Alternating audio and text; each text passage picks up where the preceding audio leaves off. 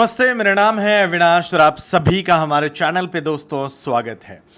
Pakistan cricket तबाह हो चुका है। बाबर आजम को बाहर का रास्ता दिखा दिया गया है।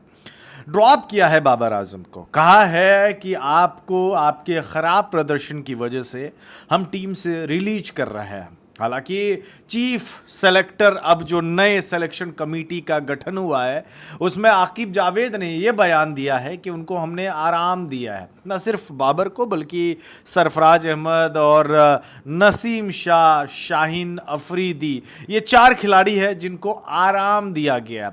मैं तो ये सोच रहा हूं कि आपने सरफराज अहमद को क्यों आराम दिया? वो तो ऑलरेडी आराम कर रहे थे बेचारे, अब उनके साथ आप ऐसा सलूक कर रहे हैं, ठीक तो नहीं कर रहे हैं। एटलीस्ट सरफराज अहमद को ये कह देना चाहिए अब आपको कि हमें आपकी टीम में ज़रूरत नहीं है। वो बेचारे, उनको लगा है कि आराम दिया गया है बाबर की तरह इन्हें भी।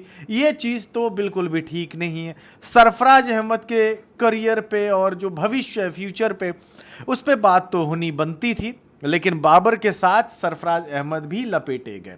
अच्छा चलिए, बाबर आजम को ना 18 इनिंग्स में कोई 50 नहीं आया, इसी वजह से जो है उनको बाहर का रास्ता दिखाया गया। परफॉर्मेंस नहीं था, लेकिन इस पर 2 चीज़ें अलग अलग है। बाबर अपने रेपुटेशन पे खेल रहा था या बाबर अपने परफॉर्मेंस पे खेल रहा था? चूंकि बाबर ने पिछले 9 टेस्ट मैच में अच्छा प्रदर्शन नहीं किया, इसी वजह से उन्हें ड्रॉप किया गया है रेस्ट देने के नाम पे। और दूसरी बात, बाबर का रेपुटेशन कैसा है? बहुत बड़ा है। पाकिस्तान का इस समय अगर कोई चेहरा है क्रिकेट का तो वो बाबर आजम है, और उनको बाहर करना ये फैंस पचा नहीं पा रहे। और ना सिर्फ फैंस बल्कि जर्नलिस्ट, कुछ जर्नलिस्ट जो बाबर आजम को सपोर्ट करते हैं और जो अच्छे क्रिकेट फैन भी हैं, और साथ में कई ऐसे फॉर्मर क्रिकेटर भी हैं और करंट लॉट के भी जो क्रिकेटर हैं, उन्होंने भी पीसीबी के इस डिसीजन को पूरी तरह से नकारा है, क्रिटिसाइज भी किया। For an example, Fakhar Zaman ने ट्वीट किया, लेकिन भाई साहब ने थोड़ा सा ना कंपैरिजन वाला ट्वीट गलत कर दिया उन्होंने, लेकिन ट्वीट किया उन्होंने बाबर आजम के सपोर्ट में, ठीक।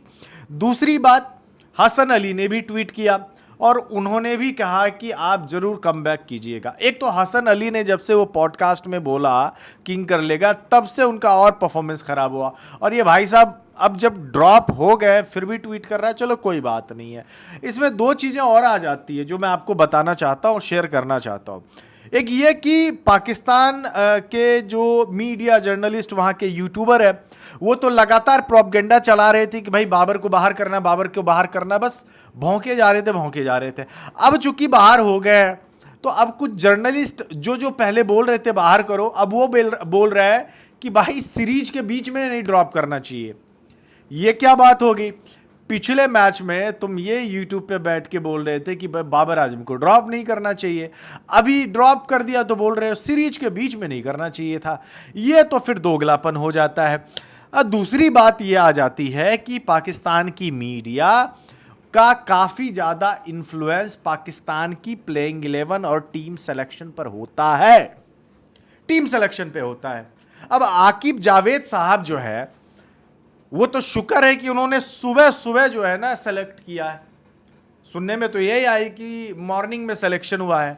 अगर रात में सिलेक्शन किया है तो समझ लीजिए कि पी के किया हुआ है, क्योंकि हमारे कुछ फ्रेंड्स हैं वहाँ पे मीडिया जर्नलिस्ट के, उन्होंने बोला है कि भाई शाम के 6 बजे के बाद ना आकिब जावेद झूमने लगते हैं, ऐसा सुनने में आया। तो अगर रात में ये डिसीजन लिया है कि बाबर आजम को ड्रॉप करेंगे तो समझ लीजिए कि झूम के लिया है। और यही बात पाकिस्तानी फैंस को पच नहीं रहा है कि बाबर को आप ड्रॉप कैसे कर सकते हैं। माइकल वॉन ने अभी ट्वीट किया है, फ़खर जमान ने ट्वीट किया, और भी बहुत सारे लोगों ने ट्वीट किया है कि बाबर को ड्रॉप नहीं करना चाहिए था। इस सीरीज में मौका देते या फिर उनसे क्लैरिटी लेकर बात कर लिए होते। आपने क्या किया, सीधा स्क्वाड से रिलीज कर दिया कि अब जाइए, अब आपका कोई काम नहीं है, अब जब काम होगा तब हम आपको बुलाएंगे। और देखिए, पाकिस्तान में ना ये कोई नई बात नहीं है।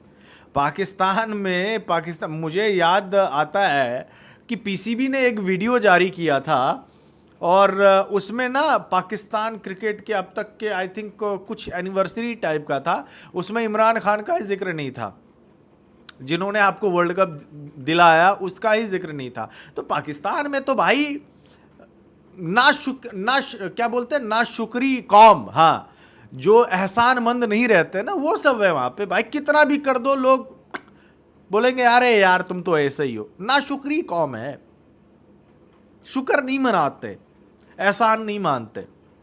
अब रेस्ट अगर आपने दिया है बाबर आजम की बेहतरी के लिए, तो बाबर को तो फिर ऑस्ट्रेलिया टूर से भी कम से कम 1-1.5 महीने क्रिकेट से तौबा कर लेनी चाहिए कि भाई अभी बैट नहीं उठाने वाला।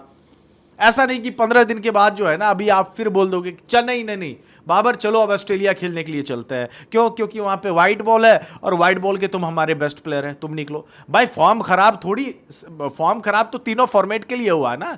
ऐसा थोड़ी कि टेस्ट में उनका फॉर्म खराब है तो वनडे में आके रन बनाने लगेगा, ऐसा नहीं होगा। अभी फॉर्म खराब है तो पूरी तरह से खराब है ना। फॉर्मेट देख के थोड़ी फॉर्म खराब होता है, ऐसा नहीं होता मेरी जान। तो अगर आपने बाबर को ड्रॉप किया है तो फिर ऑस्ट्रेलिया टूर से भी ड्रॉप करो, फिर बोलो वहां भी नहीं, अब 1-2 महीना फिर ये आराम करे और फिर रिफ्रेश होके वापस आए। अब पता नहीं कौन सी सीरीज में आएंगे, लेकिन आए जरूर। ऐसा ये 15 दिन का आराम नहीं होता। इससे आप डिप्रेशन या फिर आपके भीतर जो मेंटल प्रेशर है, आप उनसे बाहर नहीं आ पाओगे, फिर नहीं आ पाएंगे आप। और शाहीन अफरीदी का भी केस है। अच्छा, शाहीन अफरीदी का तो अलग केस है भाई। उस बेचारे को एकदम से बकरा बना के रखा हुआ है। मतलब बकरा कहना सही वर्ड नहीं होगा। बकरा तो वो होता है ना जिसको एक तरीके से किसी और की जगह पे इनको स्केप गोट बनाया जाता है, जिसको अंग्रेजी में बोलते हैं। एकदम मजदूरी कराते हैं। आप अगर पिछले 5 साल में सबसे ज्यादा ओवर फेंकने वाले बॉलर को देखेंगे लिस्ट में, तो सबसे ऊपर शाहीन अफरीदी होंगे। हाँ, मजदूरी कराते हैं एकदम से। इंजर्ड थे ना, इंजर्ड के बाद का शाहीन अफरीदी देखिए, वो वाला शाहीन अफरीदी नहीं है जो पहले था। पेस भी घट गया है बेचारे का। अब इसमें शाहीन अफरीदी की क्या गलती है? अभी लोग शाहीन अफरीदी को ट्रोल करते हैं ना कि भाई पेस गिर गया, स्विंग नहीं है, अब वो बात नहीं रहा। आपने तो पूरी तरह से चूस लिया है, पूरी तरह से आपने चूस लिया है। और पाकिस्तान तो हमेशा यही करता है, यूज एंड थ्रो। हमेशा यही करता है, यूज एंड थ्रो। आपका बेस्ट आपसे निकलवा लेगा और देखेगा कि फॉर्म खराब हुआ, फिर आपको उठा के टीम से बाहर कर देगा। सबके साथ। हसन अली एक टाइम में वो दुनिया का नंबर 1 ओडीआई बॉलर था आपका। चैंपियंस ट्रॉफी में सबसे ज्यादा wickets, player of the tournament था वो आपका। हसन अली कहां है? फॉर्म खराब हुआ, बैक किया, नहीं किया ना, बाहर कर दिया आपने।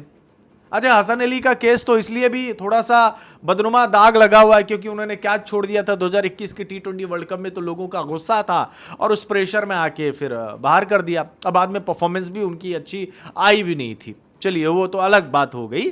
लेकिन कहने का यही मतलब हुआ कि आप जितने भी एग्जाम्पल्स देखेंगे, इवन गेंदबाजी में यासिर शाह का एग्जाम्पल लीजिए, मोहम्मद अब्बास का भी ले लीजिए। जब तक अच्छा खेला, आपने बैक करने के बजाय आप बुलाए, फिर नहीं बुलाए ना, बाहर कर दिया आपने। बैक करना किसको कहते हैं? कि आपका फॉर्म खराब हो, आप सबसे बुरे दौर में चल रहे हो, फिर भी मैनेजमेंट आके बोले कोई बात नहीं है, खेलना है तुमको, जो होगा देख लेंगे, पत्रकारों के सवालों का जवाब हम देंगे, तुम टेंशन ना लो, खेलो तुम। ऐसा करता है क्या? नहीं करता है भाई। जैसे देखा कुछ मीडिया जर्नलिस्ट पाकिस्तान के, उन्होंने ट्वीट कर दिया, इधर प्रेशर में आ गए, कुछ स्पेसेस बन गए ट्विटर पे, उसमें ऐसा भाई ऐसे ही होता है काम, तो ऐसे ही होता है। और ऐसे ही काम होगा तो फिर ऐसे ही होगा, प्लेयर्स ऐसे ही ड्रॉप होते रहेंगे। मुझे तो डर है कि भाई बाबर आजम का ये अहमद शहजाद दूसरा ना बन जाए, क्योंकि वापस लाने का काम ये लोग करते नहीं है। जितना दे दिया, हाँ दे दिया, अब वापस नहीं लाना है। खिलाड़ियों को बैक करना पाकिस्तान क्रिकेट नहीं जानती है, यह बात हमेशा आप ध्यान में रखिए, नहीं जानती है। कितने खिलाड़ी है जिसको पाकिस्तान क्रिकेट ने एकदम बैक किया हुआ कि नहीं हमारा ये सितारा, हम इसको बैक करेंगे। ग्रूम कितने प्लेयर किया है ये तो बताओ आप। कितने प्लेयर को आपने देखा है पाकिस्तान की टीम ने ग्रूम किया है? पीसीबी नहीं ग्रूम करती है भाई। जिसका जब तक चल रहा है डंडा तब तक वो चलाते हैं। जैसे फॉर्म खराब हुआ, निकाल बाहर फेंक देते हैं, फिर उसको उठा के लाते नहीं है। और जल्दी तो नहीं लाते हैं, और लाते भी तब है जब लोग ऑलरेडी भूल चुके होते हैं, तब लोगों को याद आता है। सरफराज अहमद को देखे ना, सरफराज अहमद ने चैंपियंस ट्रॉफी जिताई, ठीक, 11 सीरीज लगातार आप जीते।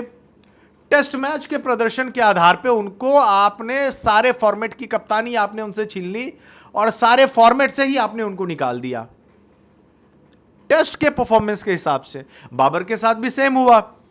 बाबर ने आखिरी बार जो पाकिस्तान की टीम ने मैच जीता है घर पे और सीरीज किसकी कप्तानी में जीता है? बाबर की कप्तानी में। आपने साउथ अफ्रीका को हराया है भाई, साउथ अफ्रीका को अपने घर पे आपने हराया हुआ है बाबर की कप्तानी में। और बाबर ओवरसीज में आई थिंक 9 टेस्ट मैच उन्होंने जीते हुए हैं, 9 टेस्ट मैच। इतना बुरा भी नहीं था वो तो। वर्ल्ड कप में इतना ज्यादा फॉर्मर पाकिस्तानी क्रिकेटरों ने प्रेशर बनाया हुआ था सोशल मीडिया पे, टीवी पे। मोहम्मद आमिर, इमाद वसीम, ये सब जहर रोज उगल रहा था। उसका प्रेशर लिया और उसके बाद जका अशरफ ने हटवा दिया, बाबर को हटवा दिया। वो पैनिक बटन दब गया था। आप मुझे बताएं एक बात, मुझे आप ये बताओ कि जो वर्ल्ड कप 2023 हुआ था उसमें क्या सिर्फ पाकिस्तान टीम का परफॉर्मेंस खराब था?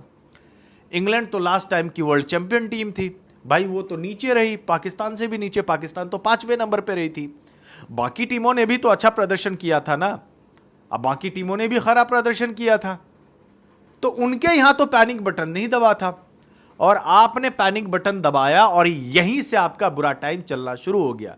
इसके बाद आपने शाहीन को कप्तान बनाया, शान मसूद को कप्तान बनाया, फिर शाहीन से कप्तानी लेके आपने फिर बाबर आजम को कप्तान बनाया, फिर बाबर आजम से कप्तानी लेके अब जो है आप मोहम्मद रिजवान को कप्तान। ऐसे नहीं चलता, लेकिन पाकिस्तान में ऐसे ही चलता है, ऐसे ही चलता है। चेयरमैन कप्तान को बदलता है, अगला जो कप्तान आता है तब तक में चेयरमैन बदल जाता है। ये हिसाब किताब तो है पाकिस्तान का। और आप ये सोच रहे हैं कि पाकिस्तान में जो उनकी आवाम है और जो मीडिया जर्नलिस्ट तमाम लोग हैं वो एहसान मंद रहेंगे किसी खिलाड़ी का? कहां से भाई, कहां से? शाहिद अफरीदी को आज भी ट्रोल किया जाता है। शाहिद अफरीदी को आज भी लोग बोलते हैं ना, डकरीदी डकरीदी बोलते रहते हैं ना सोशल मीडिया पे। भाई उसने तो आपको 2009 का T20 वर्ल्ड कप जीते, वो सेमीफाइनल फाइनल उन्होंने मैच जिताया हुआ आपको। आप क्यों ट्रोल करते हैं? सरफराज अहमद सबसे बड़ा रिसेंट का एग्जांपल है। सरफराज अहमद के साथ पाकिस्तान क्रिकेट ने क्या किया है, पीसीबी ने क्या किया था?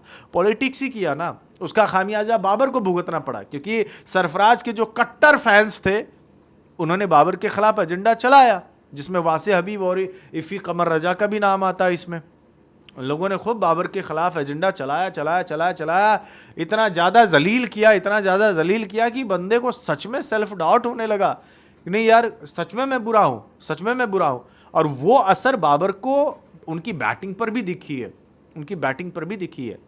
भाई बाबर ने तो एक साल में आपको आई थिंक टेस्ट क्रिकेट में उन्होंने कुछ 1180 रन बनाए थे उन्होंने 2022 में ना, हाँ 2022 में आई थिंक।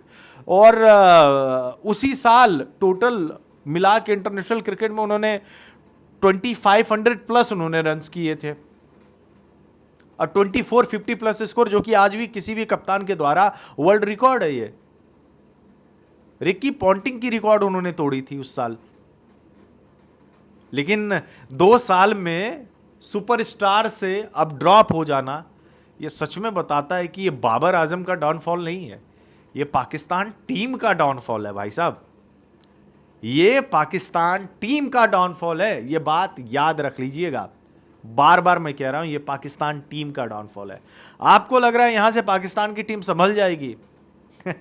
वीडियो भी यहीं पे है, आप भी यहीं पे हैं, सब्सक्राइब कर लीजिएगा और फिर मिलेंगे आपसे। अगर संभल जाती है बाबर के बगैर तो ये पाकिस्तान क्रिकेट तबाह इससे और भी ज़्यादा होने वाला है, और भी ज़्यादा। इससे बुरा क्या होगा, इससे बुरा सोचिए अब और क्या होने वाला है बाबर के बगैर पाकिस्तान की टीम। धन्यवाद।